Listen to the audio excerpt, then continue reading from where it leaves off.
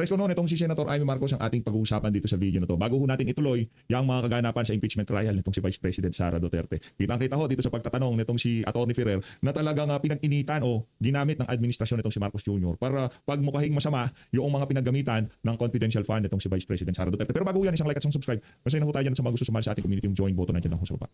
Eto, reka na ho tayo sa press con nitong si Amy Marcos. Good? Dapat sana mag-uusap tayo nung Lunes, kaya lang nakansela yung ating Baha. pasok dahil sa baha.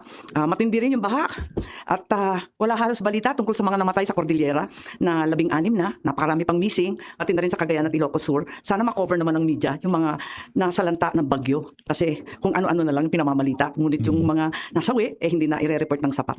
Pero ang topic ko ngayon ay yung Paxilica.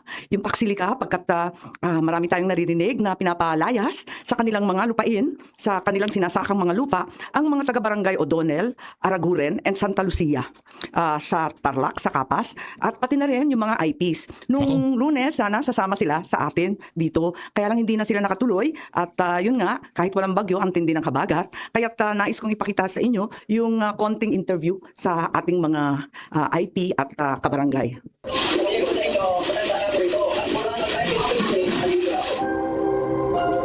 Kinusta mo ko yung publicity? Hindi o. Sinabi nila na may dala yung mga sila. Paksili ka, kukunin nila yung 1,600 plus hectare. Ang BCD po, nagpapadala sila ng letter sa mga farmers. 30 days notice. 50 days notice na back to back yung profession. Dito rin sa Air Force. Papadala din ng letter. Ang Air Force po matindi 10 days. So bakit pala?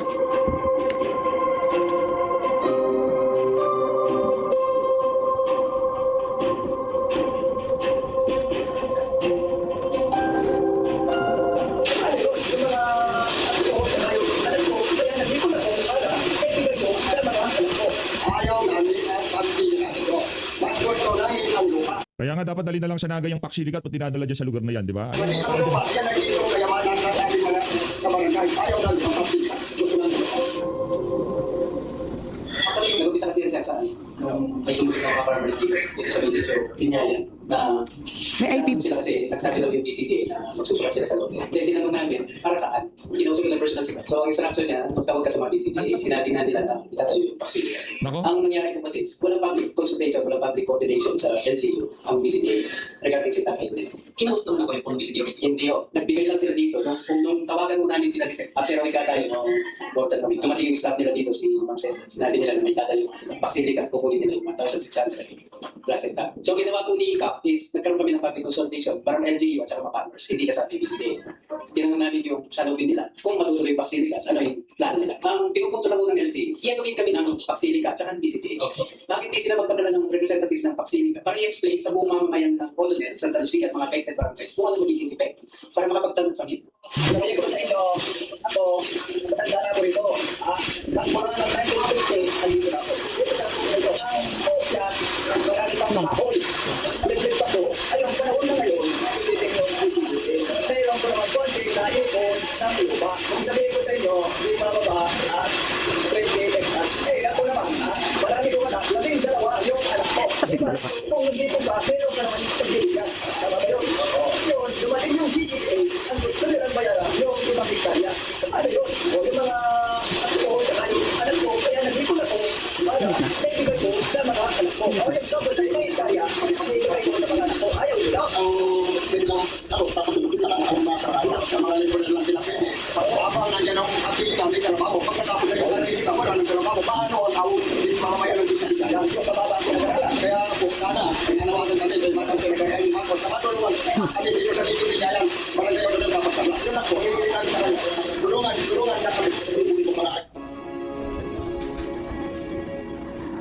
Okay, so marahil narinig na rin ninyo yung daing ng iba't ibang mga magsasaka sa O'Donnell, Camp O'Donnell, Barangay Aranguren, Santa Lucia. At ang balita, 300,000 pesos daw ang inaalok para sa 5 hektarya. Kung labis pa yung pag-aari na lupa, hindi na daw kayang bayaran, libre na. So yung iba dyan, may 10, 10 at iba pa, hindi na raw babayaran yung labis sa 5 hectares. Pagkatapos noon, meron rin mga IP na sana darating, kaya lang ang lakas ng ulan. At ang sabi naman, yung kanilang burial grounds, na-report na rin yan sa media. At alam naman ninyo na nung August 26 pa, na-receive ito dito at tulad ng ibang kasamahan ko, gumawa tayo ng resolution to investigate. Pero ako'y kinakabahan dahil hanggang ngayon, dahil busy nga kami dahil sa impeachment, bukas may commission on appointments at iba pa, dahil dito nagkakabisi-bisihan at hindi natututukan itong Paksilica. Samantalang nagkakagulo na sa ibang barangay sa Tarlac at pati yung ating mga IP talagang nanganganib. Ngayon, marami nang nasabi tungkol sa Paksilica. Nagulat ako at natanggap ko sa aking komunikasyon ang isang alleged draft architecture of a proposed ESC framework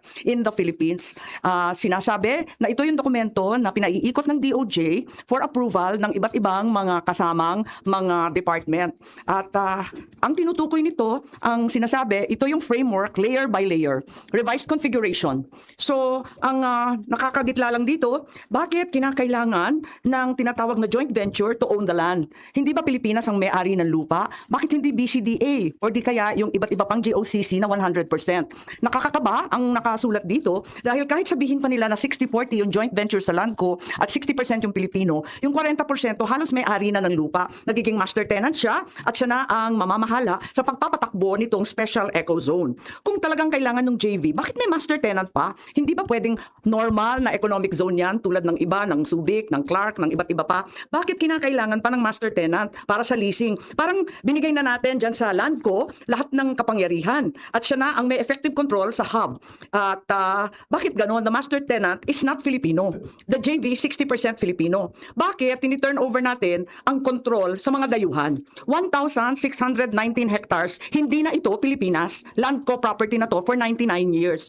So kahit sabihin nila na pumapayag at nasa batas natin na may 99-year lease at pwede naman yung lease sa ating sa konstitusyon, nakakakaba pa rin dito sa tinatawag nilang Layer 4 governance na magkakaroon ng joint zone authority and committee. Ito, makikita natin na lahat ng desisyon ay gagawin ng committee.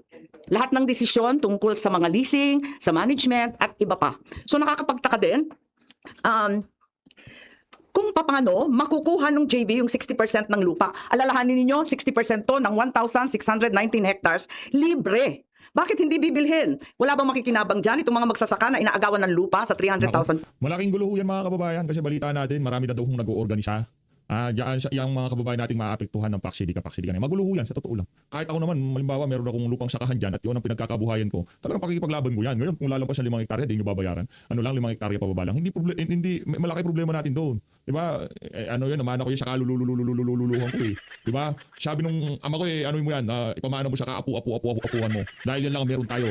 Ayaw natin kumasa sa gobyerno dahil pagka nataon, adik yung presidente, wala. Diba, si Naiming? Pesos? Yan na ba yan? Hindi ba dapat fair market value kung papayag silang magbenta? Pero nakita naman ninyo, sa kanila, mas mahalaga ang lupa at ginintuan talaga. If it's the BCDA who will own 60% of the JV and the foreign company will own 40%, hindi ba dapat bayaran yung 40% na yan? Kaya nakakalito, have we surrendered? Arbitration, mediation, dito ang liwanag na ibibigay na lamang sa tinatawag na bagong Paksilica Court of Commerce. Ito sa New York. Isusurrender na ang kapangyarihan na jurisdiction sa New York. And under the US Federal Arbitration Act. Hindi po ako tutol sa Paksilica, haliliwanagin ko. Inaasahan natin at kailangan natin ang investment, higit sa lahat sa high-level manufacture. Gustong-gusto natin pumasok ng AI at talagang makakatulong sa Pilipinas kapag nagkaroon ng libo-libong mga trabaho tulad ng ipinangako ng SONA. Kinakailangan talaga alamin natin to. Ang akin na lamang, aralin natin to. Sana mali ako at hindi totoo itong dokumentong to. Pero mukhang umiikot na to at maraming komento na yung iba't ibang department at yung may kinalaman dito. Kung babasahin ng maigi, the exchange of notes will include sovereign immunity, survival protection for all investors, waiver of enforcement, mechanism to separate commitments, at pagkatapos ng 99 years, may recognition pa at no disturbance of the investment. Nako. So labis pa to sa 99 years.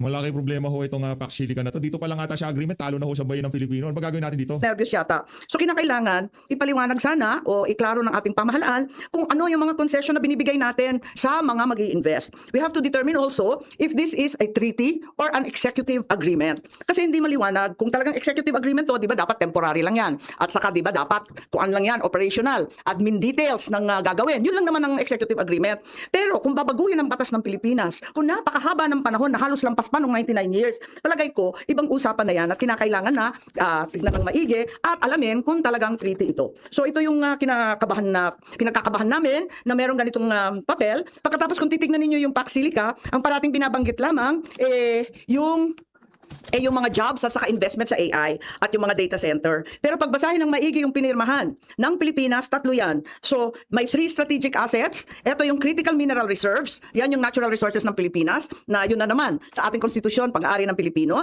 Ikalawa, nandyan yung 5 decades of semiconductor assembly, testing, and packaging that could be upgraded. Pero kung i-upgrade, hindi ba dapat sabihin manufacture at saka may forge? Bakit assembly na naman? Napako na tayo dyan ng 1970s pa. Higit 50 years na tayo, puros assembly lang. Tapos may mga tariff pa. Ikatlo, strategic geographic location in the first island chain, proximity to the Taiwan Strait and the existing security alliance. Tulad ng sinabi ko, uulitin ko, hindi po ako kontra sa Pax Silica. Gusto ko lang malaman kung bakit may mga provision na sa palagay ko ay tutol sa ating saligang batas, marahil mamimiligro ang ating ibang batas, at higit sa lahat, nakakatakot dahil lalawak at titindi ang ating exposure at geopolitical risk because of these essential supply chains for the United States that may be perceived to be clearly established against China's lock on the rare earths and other critical minerals. So, yung ibang bayan sa ASEAN, katulad ng Thailand, hindi pumayag. Gumawa sila ng Siam Silica, an alternative framework, kung saan talagang maliwanag nakalista. Isang semiconductor fabrication plant, fabrication hindi assembly, tayo assembly pa rin. Ikalawa, may advanced packaging, 2 pabrika. Tapos 8 design houses, design firms for integrated circuit. Ayun, high level na yun. Tapos meron pa silang technology transfer, tuturuan pa yung kanilang mga estudyante, tapos yung workforce development, at dadagdag pa sila ng mga programa sa eskwelahan. So, ito lang, i-share ko sa inyo na Lugi-lugi pala tayo habang dyan, tayo eh. ay abala sa iba't ibang problema, higit sa lahat yung habagat at namamatayan pa tayo, siguro kinakailangan na rin madaliin itong investigasyon ng Pax Silica at itong alleged document being circulated by the DOJ so that we can study it properly and thoroughly. Yun lang po. Lakpakan natin si Aya, Senator Amy. Yan ay nga. Gusto ko yung ginagawa mo na yan. I love it.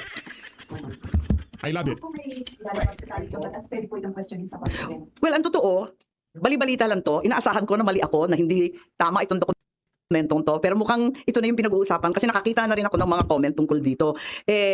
Dinidiscuss pa naman to, hindi naman siya final. Nakakakabalang kasi ifa-finalize daw by November. Ilang buwan na lang yon, wala pang 3 buwan. Ifa-finalize na raw to. So, bago ma-finalize, pwede ba? Hihingi ako ng tulong ng media. I-expose po natin to para mapag-usapan, mapag-aralan ng labis-labis at talagang hindi tayo papasok sa tutol sa ating konstitusyon at mga batas. So ma'am, DOJ nagpapaikot nitong documents na ito. Yun ang sabi. Saan po mga ibang... Alam mo naman, binigay lang yan sa akin. Alam mo naman, yung mga dagang dingding. Marami ako nun . At saan daw po mga ibang concerned government agencies pinapaikot? Yes, at nagko-comment na raw. Yung iba, may nag-comment na rin daw tungkol dyan. At parang sang-ayon naman sila na okay siya. Para sa akin, sa tingin ko, nanganganib tayo dyan. Maraming nagsalita na tungkol sa tubig, no? Ang requirement ng tubig na talagang, ang sabi nga, umuulan na lamang kapag bumabagyo at kulang na kulang ang tubig. Isipin mo, lahat ng irigasyon. Ang Central Luzon ay rice granary ng Pilipinas. So, ano ba yan? Pag inubos yung tubig dyan, yung mga kaseknan, yung ating mga ambuklaw, lahat ng mga dam natin, lumang-luma na, nasisira pa. Ayun, at yan ang problema natin, yung tubig daw, kasi nga, nag-overheat lahat yung mga data center. Yung electrical, sabi 16% of the Philippine production of electricity will go to Pax Silica.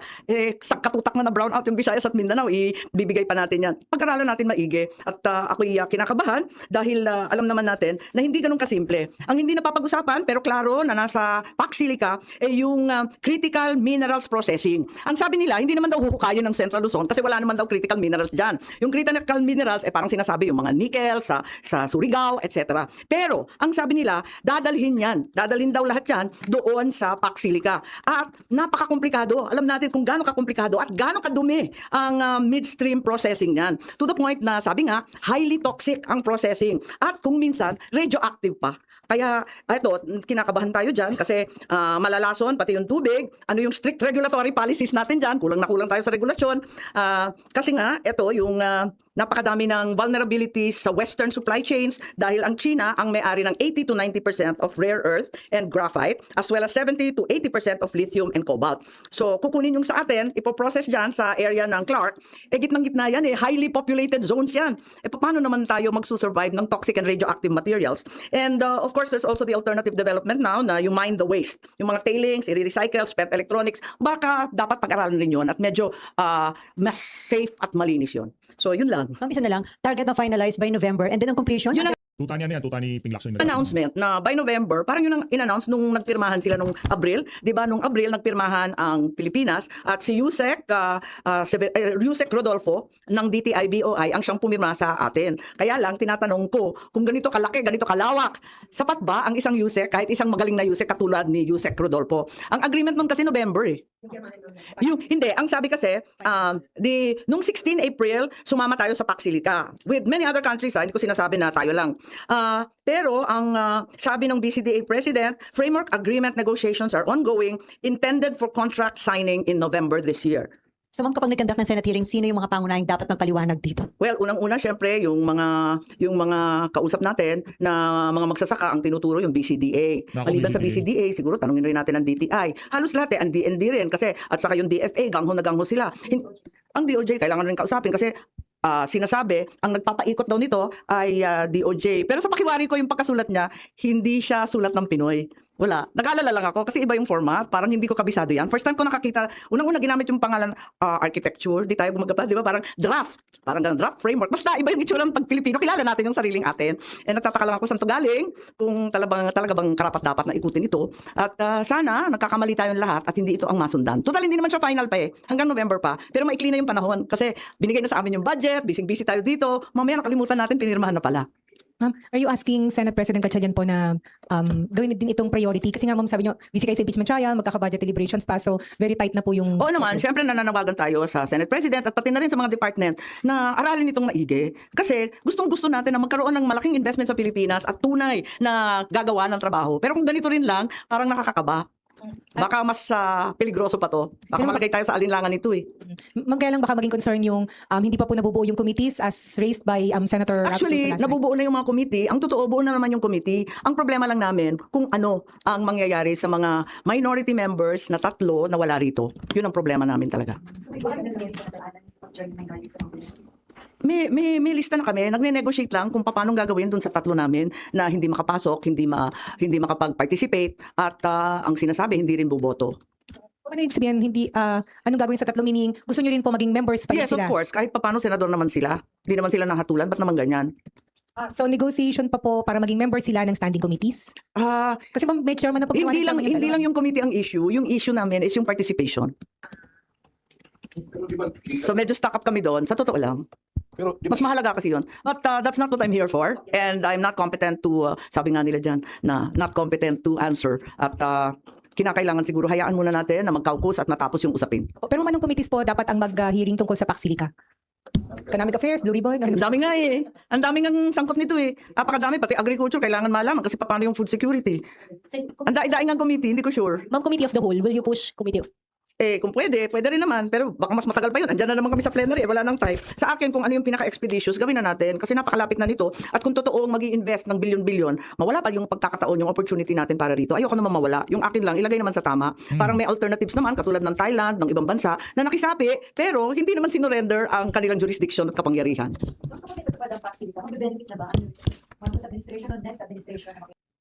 Well, medyo nagmamadali, ano? Ewan ko kung pakinabang, pero naaagawan ang mga magsasaka. Mabilis. Kaya nakaka-nervyos. Ma'am, dapat ba maging Pero nakita natin, di ba, Selly, yung sa Thailand, ang liwaliwanag, 1 factory na ganito, 2 factories na ganyan, 8 design firms, ganyan. Ang liwanag kung ano yung investment. Tayo hindi tayo sure. Ano ba talaga yung investment? Kasi daldal pa lang. Tapos sila ang may hawak ng lupa. Ang master tenant, hindi naman atin fully. Hindi naman fully BCDA. Kaya yun ang kinatatakutan natin. Hindi tayo sure. Dapat maliwanag, di ba? Kung sino talaga mag-i-invest, magkano, alin. Hindi dapat yung ganyan.